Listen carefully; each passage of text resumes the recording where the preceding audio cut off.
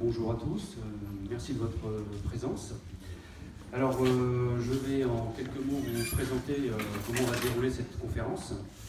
Donc, en premier lieu, alors la conférence, évidemment, vous l'aurez compris, territoire zéro chômeur au service de la transition écologique.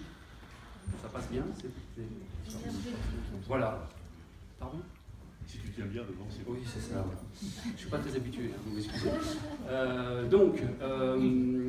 La conférence va se dérouler avec 4 intervenants, enfin 5 en vérité.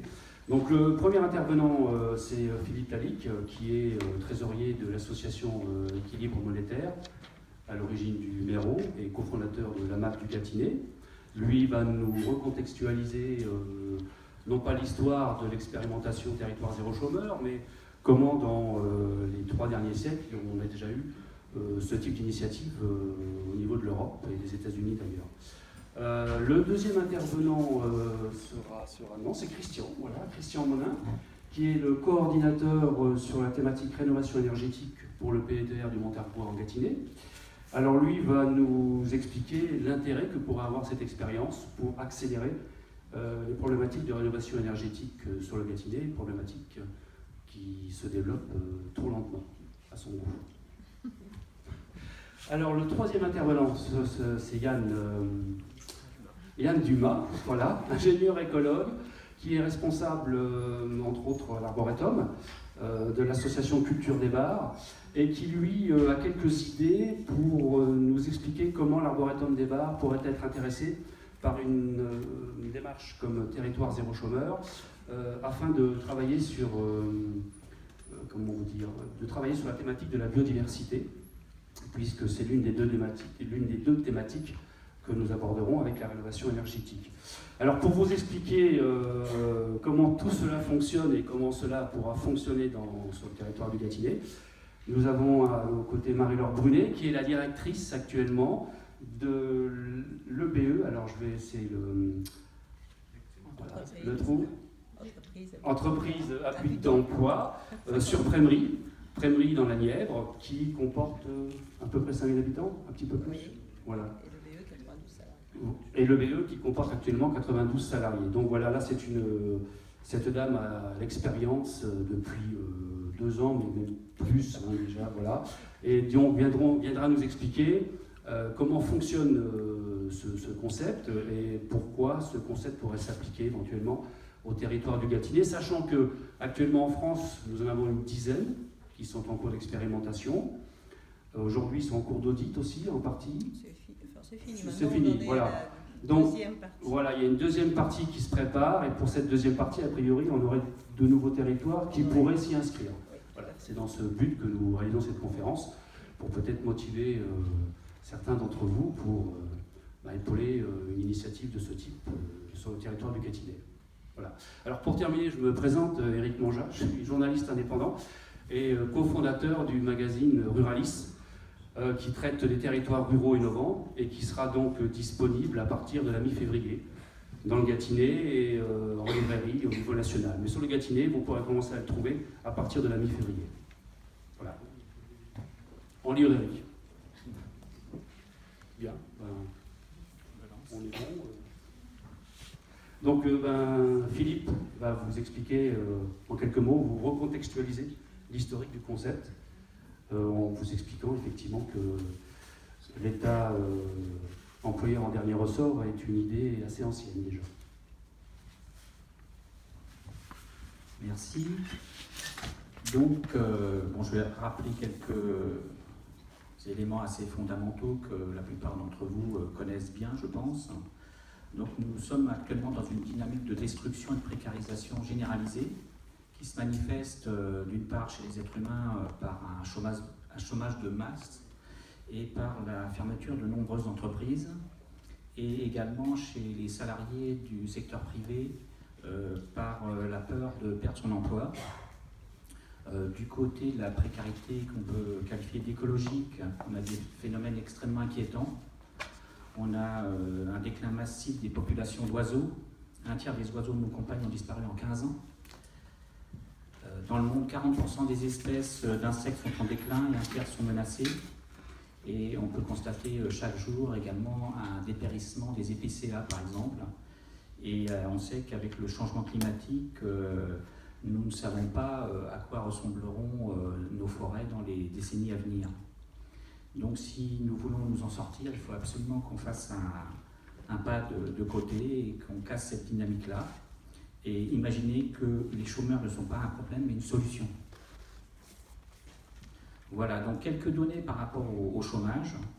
Donc, comme on l'avait expliqué dans l'annonce de la conférence, les chercheurs estiment que le chômage tue entre 10 000 et 20 000 personnes par an en France. Et donc, différentes études montrent que la mortalité d'un chômeur est 3 fois supérieure à celle d'un actif du même âge. Donc ça, c'est pour les hommes, et pour les femmes, c'est un peu moins, mais c'est énorme quand même. La mortalité d'une chômeuse est 2 fois supérieure à celle d'un actif du même âge. Voilà. Alors, comme exemple emblématique de ce que provoque le chômage, on a un retour d'expérience par rapport à ce qui s'est passé chez ceux qu'on a appelés les contis, les salariés de l'entreprise Continentale qui ont été licenciés, donc c'est en 2009. Sur 1120 salariés, en 10 ans, on a enregistré 14 suicides et 300 divorces. Donc voilà un petit peu les conséquences. Et de plus en plus de personnes considèrent que le chômage est un problème de santé publique majeur. Alors donc, quand on propose cette solution de territoire zéro chômeur, ça paraît assez utopique au premier abord. On dit mais quand même, depuis le temps, François Mitterrand nous a dit qu'on avait tout fait contre le chômage. Donc on est assez impuissant, a priori, par rapport à ce phénomène. Et je voudrais rappeler quand même que dans le passé, on a connu des utopies qui aujourd'hui n'en sont plus. Ce sont des choses que l'on vit au quotidien. Alors, par exemple, en 1841, donc on a interdit le travail des enfants de moins de 8 ans. Mais avant d'en arriver là, il y a eu de nombreux débats au Sénat, à l'Assemblée nationale, pour voir si c'était possible, si économiquement on allait s'en sortir, si les enfants de 8 ans ne travaillaient plus. C'était le cas au Royaume-Uni depuis 1801, donc 40 ans après les Anglais, on en est arrivé également à cette loi qui interdisait le travail des enfants de moins de 8 ans. En 1919, en France a été votée la journée de 8 heures de travail. Bon, c'était une loi qui a été prise parce qu'une grève générale menaçait, parce que donc une nouvelle fois ça menaçait l'économie. Donc c'était une utopie à un certain moment, et aujourd'hui la journée de 8 heures, elle est largement, l'idée est largement dépassée. Ensuite, les congés payés en 1936, un autre exemple. On n'allait pas payer les gens à rien faire. Ceux qui étaient opposés disaient que la France allait rentrer en déclin, ne pas s'en relever par rapport aux autres pays. Voilà. Donc des utopies deviennent réalité, et c'est assez rassurant. On espère que ça sera le cas pour les territoires zéro chômeur. Alors sinon, comme le disait Eric lors de son introduction, l'idée de lutter contre les effets du chômage, qu'on n'appelait pas comme ça à cette époque, est très ancienne, près de 500 ans, puisqu'en 1532 ont été créés les premiers ateliers de charité. Donc là, bon, on n'était pas trop dans l'idée d'un droit d'un droit au travail, mais plutôt d'une obligation de travailler. C'était dans une autre philosophie. Alors pour le clin d'œil, je signale qu'en 1770, les ouvriers qui travaillaient dans les ateliers de charité étaient payés en méros. Bon, ça peut donner des idées. Et au moment de la Révolution, ou juste avant, il y a eu beaucoup d'ateliers de charité, dont l'activité variait en fonction des saisons et du travail des paysans. En 1830-1831, ont été créés à Paris les ateliers de secours. Puis en 1848, les ateliers nationaux, et cette date est assez importante puisqu'on a considéré que le travail était un droit, donc que chacun avait droit au travail. Donc ça, c'est très important. Et ça a été repris ensuite dans la Déclaration des droits de l'homme de 1940. l'article 23, donc le travail est un droit pour chaque être humain. Donc c'est repris également dans la Constitution de 1946, dans le préambule, et également dans le préambule de notre propre Constitution. Donc le droit du travail est inscrit.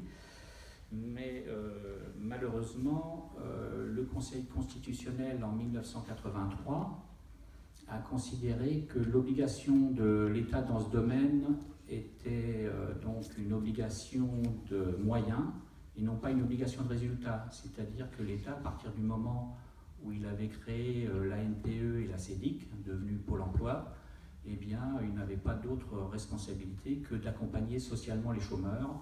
Il n'était pas question d'appliquer un véritable droit au travail. Alors, parmi les nombreuses expériences du XXe siècle, la plus intéressante en ce qui nous concerne est celle qui s'est déroulée dans les années 30 aux États-Unis, sous Roosevelt, puisque là, on fait directement le lien entre la lutte contre le chômage et la problématique de protection de la nature, on pourra la qualifier comme ça.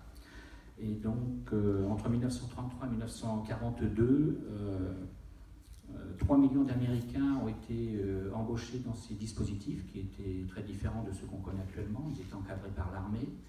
Mais donc cela a permis la création de 700 parcs nationaux et donc ça a permis également de planter 3,5 milliards d'arbres quand même, donc ce qui est énorme à une dizaine d'années. Donc actuellement, donc, depuis le début des années 90, certains économistes d'inspiration keynésienne ont mis en avant le concept d'État employeur en dernier ressort, qui est également appelé garantie universelle à l'emploi ou job guarantee en anglais.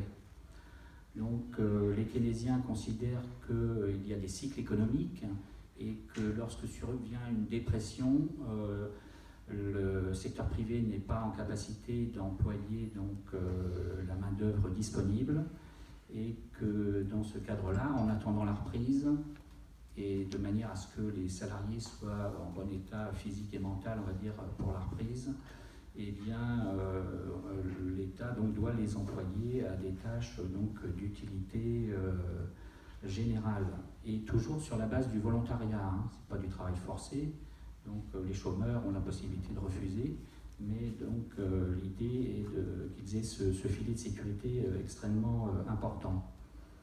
Et l'autre idée, c'est que pour atténuer les effets de la crise, il est bon que les personnes privées d'emploi puissent avoir accès à un revenu qui leur permette de consommer convenablement, enfin de se nourrir, etc., de se loger convenablement, de manière à ne pas aggraver la crise. Alors plus récemment, donc, on a des expériences en Afrique du Sud depuis 2004. Donc en Afrique du Sud, il y a un programme qui a employé 10 millions de personnes, donc ce n'est vraiment pas négligeable. Et un autre exemple nous vient de l'Inde, où il existe une garantie de l'emploi rural. Et là, donc, on est dans une société paysanne.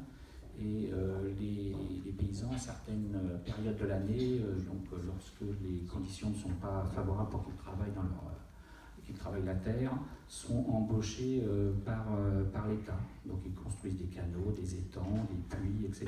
quoi. Et donc, contrairement à ce qui se passe pour la France, en Inde, en tout cas en milieu rural, le droit au travail est inscrit dans la loi, en fait. Ce n'est pas une obligation de moyens, mais là, il y a une obligation de résultat. Et si l'État ne parvient pas à fournir un travail durant les 100 jours dont il était question, eh bien, les chômeurs, enfin les personnes en tout cas qui pourraient favoriser, qui pourraient disposer de ces emplois, donc sont indemnisés un petit peu comme en France du coup. Alors en France, depuis 2017, on a une expérimentation dont on pourra détailler plus longuement par la suite façon dont ça s'est mis en place, etc. Et donc cette unité qui, d'après ce que j'ai vu, est née dans l'esprit de Patrick Valentin, datée d'Écarmonde, en 1995. Donc, je confirmerai, mais il a fallu quand même 22 ans entre le moment où l'idée a germé et la mise en place du dispositif, quoi. Donc c'est pour dire les lourdeurs administratives, voire les oppositions, enfin bon, ça sera peut-être détaillé tout à l'heure, mais on a vraiment un problème à ce niveau-là. Et par rapport au chômage longue durée en France, je me suis livré à des petits calculs très simples, mais si sur l'ensemble de la France on multipliait les territoires zéro chômeur, et s'ils étaient aussi efficaces qu'après Marie, on supprimerait le chômage longue durée en France, quoi. Donc c'est pour dire les ordres de grandeur sont les bonnes. Alors, il y a une question qu'on peut se poser. Est-ce que le basculement vers l'État employeur en dernier ressort viendra des États-Unis? C'est une possibilité. Certains démocrates, dont Bernie Sanders, mettent ce dispositif au cœur de leur programme. Et on peut penser que s'il y avait une dynamique dans ce sens aux États-Unis, eh bien, cela aura une influence sur l'ensemble des pays occidentaux, et ce qui est considéré peut-être comme une utopie aujourd'hui, deviendrait demain une évidence, quoi. Donc, comme souvent, notre sort ne dépend pas que de nous, il dépend de dynamiques qui existent également ailleurs. Alors, sur les motivations relatives à l'État employeur à dernier ressort, donc, on peut avoir différentes motivations. On peut être dans un cadre humaniste. On considère que dans une société décente, il n'est pas normal de priver les personnes de travail. On peut le voir sous l'angle économique en disant que le fait que des gens soient assistés plutôt qu'ils participent à la vie économique pose un problème à l'économie. On peut le voir également d'un point de vue écologique. Il y a de gros besoins, qui seront également un petit peu détaillés tout à l'heure, et malheureusement qui ne sont pas satisfaits dans le cadre actuel. Alors pour en revenir à l'EDR, employeur en dernier ressort, au territoire zéro chômeur, il y a quelque chose de fondamental à rappeler, c'est-à-dire que les emplois créés ne doivent empiéter ni sur le secteur public, ni sur le secteur privé, de manière à ne pas désorganiser ce qui existe déjà et qui fonctionne tant bien que mal. Voilà donc un petit peu ce que j'avais à dire. Alors sur quel rôle peut jouer une monnaie locale dans ce dispositif? Alors on a remarqué que certains chercheurs estiment que le retour à l'emploi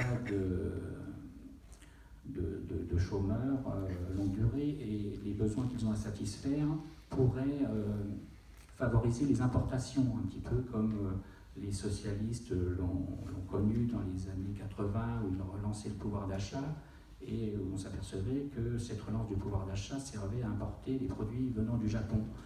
Donc là, dans le cadre actuel, on pourrait imaginer que les personnes dont les salaires sont réglés par une entreprise à but d'emploi le soient en partie en monnaie locale de manière à éviter ce phénomène.